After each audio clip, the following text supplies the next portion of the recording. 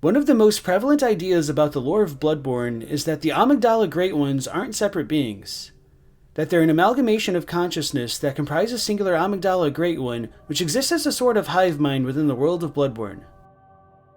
There's a certain amount of charm to the idea, and there could be support for it depending on if you think that the Winter Lanterns and Brain of Mensis, which are comprised of smaller, messenger-like bodies, are meant to be related to the Amygdalae.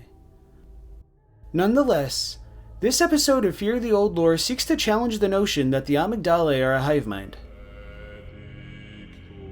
This is going to be a bit pedantic, but it's worth exploring just what exactly a hive mind means within this context.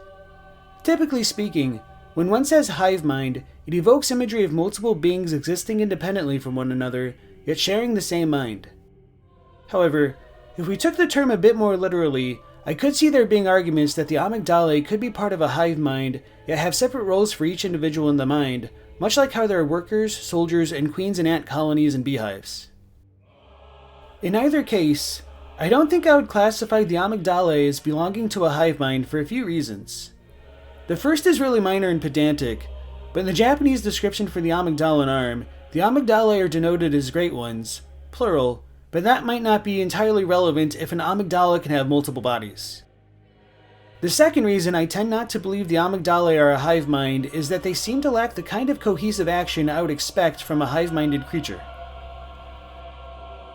If we go into Yarhargul once the Red Moon has been revealed to us, we can see multiple Amygdalae throughout the hidden village.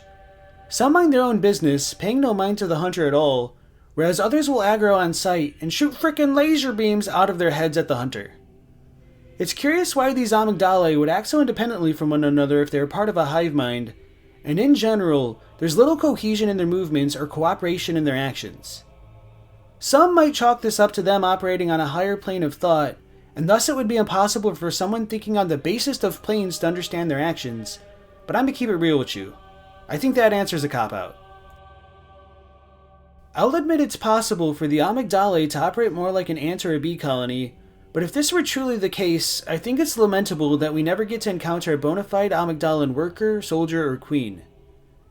And while I think it's possible that Gardens of Eyes are supposed to be more related to Amygdalae at one point in development, aside from minor visual similarities, there's nothing to suggest they're akin to Amygdalan worker drones in the final build of the game.